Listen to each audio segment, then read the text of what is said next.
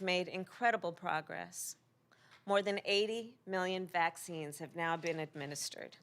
Last week, 18 million doses were sent to states, to pharmacies, and community health centers.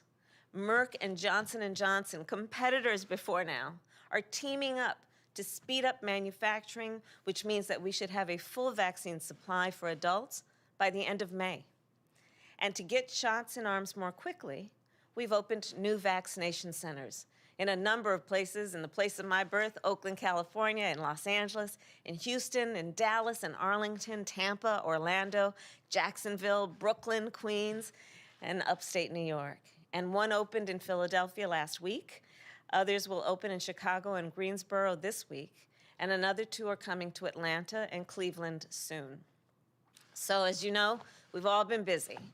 And we're doing this, all of this as I've mentioned, as we advance our American Rescue Plan. This plan is big, and it is bold, and it will help us beat this virus and build back our economy. With this plan, we will scale up our vaccination program, get relief to the small businesses that fill your main streets, and get your schools safely reopened. The bill provides targeted support for as many as 19,000 cities, towns, and villages. And we know many of you are dealing with budget shortfalls as revenues are down and, of course, expenses are up. As a result, vital services have been cut, and I know you didn't want to, and we've lost more than 1.3 million state and local government jobs in just the past year. In the aftermath of the Great Recession, these kinds of cuts put a significant drag on our economic recovery. And guys, we can't let that happen again. The American Rescue Plan will also get $1,400 checks in the pockets of people who need them most, and a $3,000 tax credit per child. Think about it. This plan will actually lift 1 in 3 Black and Latino Americans who are living in poverty and lift them out of poverty.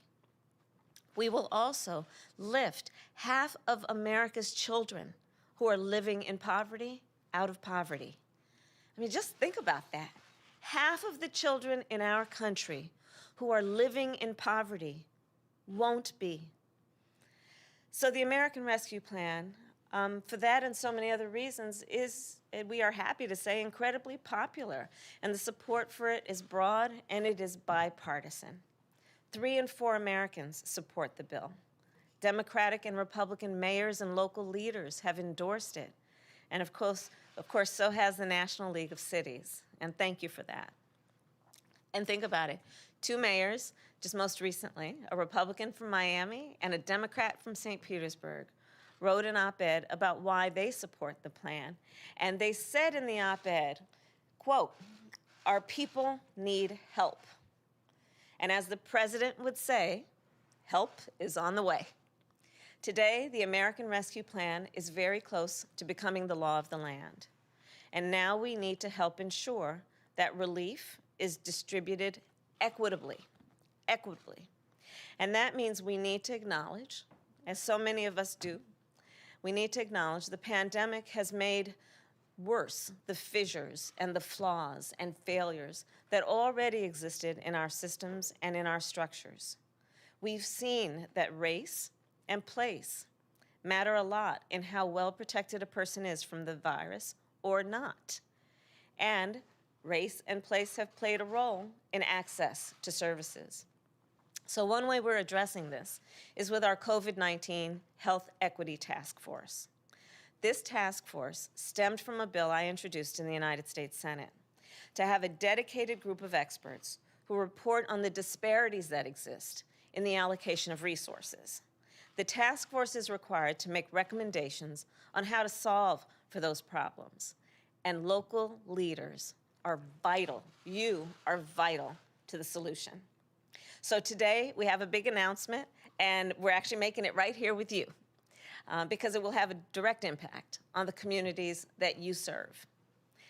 Our administration will offer $250 million in grants for localities to partner with community organizations on health literacy. Our goal is to provide underserved communities with the information they need to stay safe and to get vaccinated. And remember, information and education, of course, saves lives. When folks have the information and the education, they have the tools that equip them to take care of themselves and their family. We expect to fund 30 projects in urban communities and 43 projects in rural communities for 2 years. And I'm going to give you some information on how you can apply and get more, and that is to apply through April 20th at, and I'm going to give you a website, minorityhealth.hhs.gov, and we'll follow up and get it for you in writing. But I ask the friends here, please do work with us to put equity at the center of our collective response, to identify those individuals and communities who have been overlooked, and to connect them with the resources that are available, and to connect with them in a way that we renew and, in some cases, establish trust between community and those folks who are elected to serve those communities. And also, we've got a child tax credit coming that they can take advantage of. So please tell them about it. And tell them about the Paycheck Protection Program and the loans there for small businesses. Please tell your folks about how to get vaccinated at pharmacies and community health centers and mobile units. And please continue to tell everyone you know to wear a mask. And this brings me to my final point. The American people will continue to look to you as much as they look to me or the president, because of your tireless efforts, because they know they can rely on you. They will continue to look to you for answers and for action and for comfort and for hope. And I know it's not an easy job, but what you do, especially at this moment of crisis, couldn't be more important.